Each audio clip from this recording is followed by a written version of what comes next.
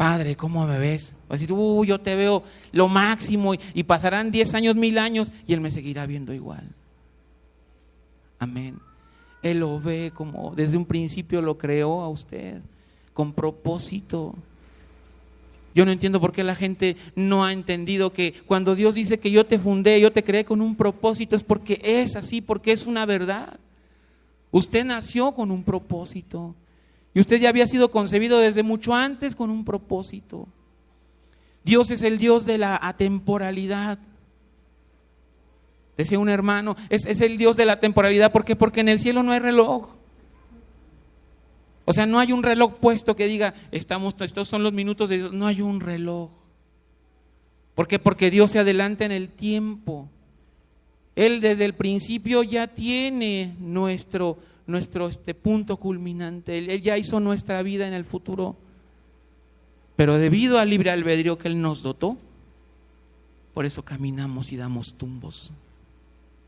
Caminamos y nos desviamos.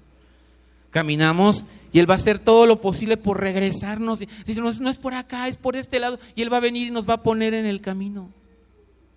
Fíjese qué amor tan grande, que aun cuando le crea, le genera a usted un propósito, genera un futuro y usted empieza a alejarse. Él viene y lo busca. Él viene y te ha buscado. Él vino y te buscó, por eso estás aquí. Y si estás aquí y tú no has conocido de Dios, hoy es tu tiempo. Porque Dios tiene tiempos para todos, para que le conozcan, para que sepan que hay amor, para que sepan que hay salvación. Por eso Pedro hablaba de estas cosas. La comunión de la vida divina. Esta comunión es entre hermanos. Amén. Entonces, la pregunta que nos haríamos es, ¿Dios es feliz con todo esto? Pues claro que sí. Alguien diría, no, es que Dios, oye, ¿cómo Dios no va a ser feliz? Pues si es omnipotente, es omnipresente, es poderoso. O sea, ¿cómo no va a ser feliz? Pero si entendiéramos la cuestión de la felicidad de Dios, obviamente la felicidad de Dios está en su amor. Él es un ser que ama. Y no ama poco, ama mucho. De hecho, nosotros encuadramos el amor, pues bueno, entre humanos, entre seres humanos, entre personas o para los animales. El amor de nosotros es un amor cuadradito, pero el amor de Dios es un amor como circular. No tiene principio, no tiene final. En esto cifraba su infinita felicidad. ¿Por qué? Porque hay una comunión eterna. Dios sabe que todo aquel que no se desvió de su camino gozará juntamente con Él de una comunión eterna. Amén. Y también porque Él sufre con nosotros. Cuando usted se desvía, Él sufre y Él llora y Él danza. Decía Marcos Brunet, nosotros no danzamos para Dios, danzamos con Dios. Y ese es el efecto que Dios busca cuando usted le alaba. Usted busca exaltarlo, pero Él baja y Él juntamente con usted se goza. Cuando usted danza, Él está danzando con usted. Hace unos años en un congreso de mujeres, yo pude verla en una visión como el Señor bajaba como el elegante caballero que era y bailaba un vals de 15 años como con 15 mujeres. Era una danza entre ellas y Él. Yo veía la cara de las hermanas y era una cara de gozo. Y entonces un discernimiento vino a mi corazón y el Señor me decía, yo estoy restituyendo lo que les fue robado en su adolescencia. Y fluía una danza hermosa. Yo estaba impactado porque nunca había visto eso. Yo dije, Señor, ¿tú bailas? ¿Tú danzas? Y a lo largo de este tiempo sí he comprendido que el Señor hace esto ¿Por qué? Porque tiene un amor abismal, o sea, enorme, no tiene lugar, no cabe en ningún lugar. Por eso Él sufre. ¿Por qué? Porque Él sufrió primero por los suyos, pero después decidió sufrir por los ajenos. ¿Quiénes somos los ajenos? Nosotros. Los suyos no le reconocieron, pero nosotros sí. Por eso, vaya a Romanos 5, del 5 al 10. No quiero dejar pasar esta oportunidad de leerlo.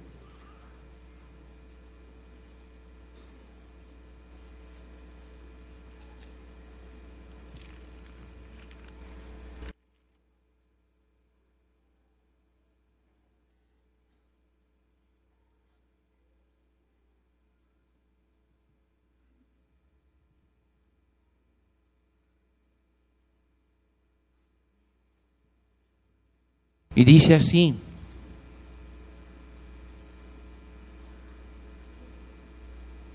y la esperanza no avergüenza, porque el amor de Dios ha sido derramado en nuestros corazones por el Espíritu Santo que nos fue dado. Porque Cristo, aun cuando éramos débiles, a su tiempo murió por los impíos. Ciertamente, apenas morirá alguno por un justo. Con todo, pudiera ser que alguno osara morir por el bueno, mas Dios muestra su amor por nosotros en que, siendo aún pecadores, Cristo murió por nosotros.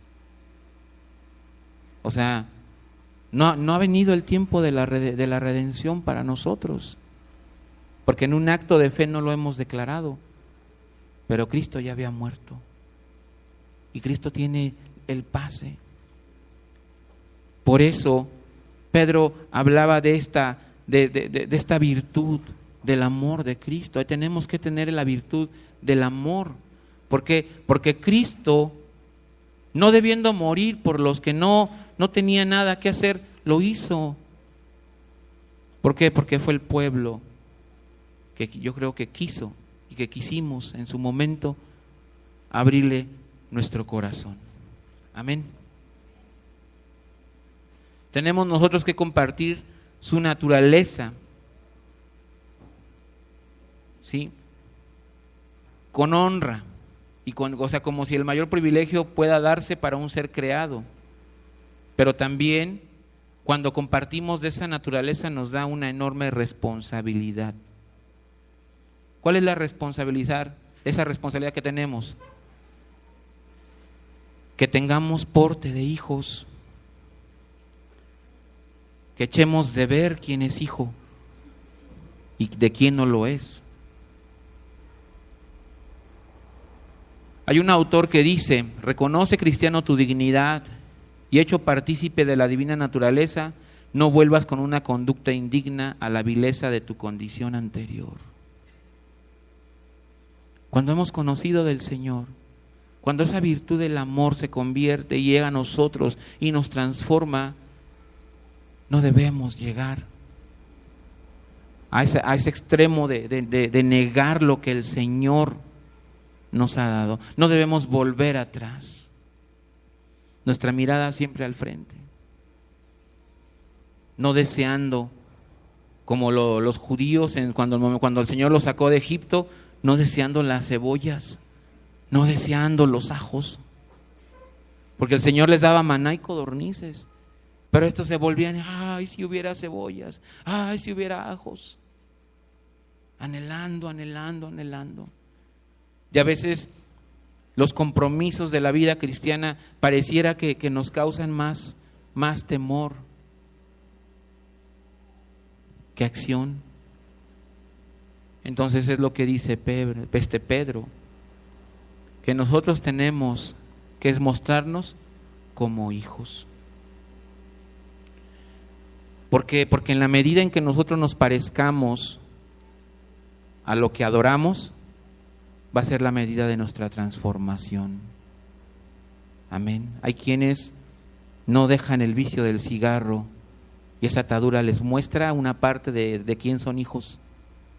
Hay quienes no dejan el vicio del vino Y a esa parte les enseña, esa atadura les enseña de quién son hijos en una parte. Cuando Moisés subió a recibir las tablas de la ley al monte Sinaí, cuando regresó él preguntaba, ¿y ese ruido de guerra? Pero no era un ruido de guerra, usted y yo lo sabemos, era un clamor de fiesta por el becerro de oro que habían hecho. ¿Sí? El becerro que Aarón les levantó ahí. Y dice que los hebreos se entregaron a pasiones, los hebreos se entregaron a su carne, a concupiscencias. Ese era el espíritu de ese becerro, que empezó a pasearse por todos los hebreos, entre todos los hebreos. Ese era el objeto de su adoración. Por eso, lo que tú adoras es lo que se desarrolla en ti. Si tú adoras a Jesús, entonces el testimonio de Jesús será desarrollado en ti. Pero hay que adorarle. Y adorarle no es que vengas a los tiempos de alabanza y ministración. Adorarle con la vida. Que nos mostremos como hijos de Dios. Y fíjese lo que dice, seguimos con esta comunión con la divina naturaleza comienza ya en este mundo. Basta para demostrarlo. Tras haber escapado de la corrupción que hay en el mundo a causa de los deseos malvados, no se puede ser a un mismo tiempo amigo de Dios y del mundo. Y aquí es donde viene lo duro. Porque yo creo que el que mejor sabía que no se podía ser amigo de Dios y del mundo era Pedro. Porque lo negó 3 veces. Porque el día que lo tuvo, yo creo que ese día Pedro su corazón se hizo chiquito. Porque tuvo que reconocer que lejos del reproche que él esperaba recibir, recibió el mismo amor, sino es que mayor amor de Jesús. Por eso lo escribe un experto. Nuestra transformación espiritual exige dar de mano a los esquemas del mundo. Aquí está implicada toda lucha entre nuestra nueva naturaleza, o sea, la divina, y la vieja naturaleza, o sea, la mundana y la pecaminosa. Es una lucha diaria. No puedo decirle que haya personas que hayan obtenido una victoria en todas sus esferas de su vida. Pero yo creo que si constantemente buscamos la presencia de Jesús, sus virtudes, podemos acercarnos más a Él y empezar definitivamente a crucificar a la vieja naturaleza, porque tiene que ser crucificada, tiene que quedarse atrás. Pero luego vuelven otra vez las luchas y seguimos de ahí, y hay personas, no, es que yo ya no voy a venir a la iglesia. Ayer hablábamos con una persona, y esa persona decía, es que yo ya no recibo nada aquí. Yo ya no he recibido nada aquí. Porque aquí hay personas que se han ido.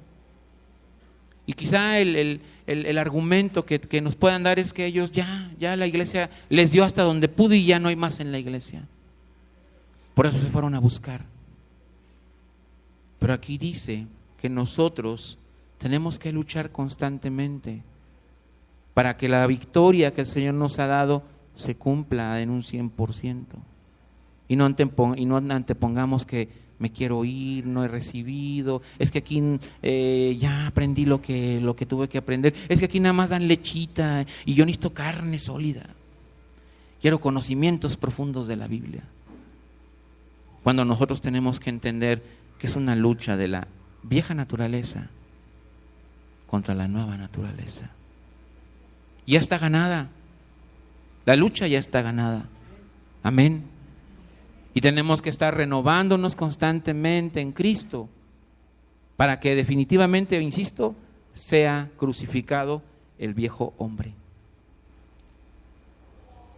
Nosotros hemos de ir edificando nuestra casa espiritual sobre la fe con la que nos hemos apropiado las preciosas y grandísimas promesas que este autor ha mencionado en este versículo, o sea, de que Pedro. ¿Pero con qué? Con nuestra casa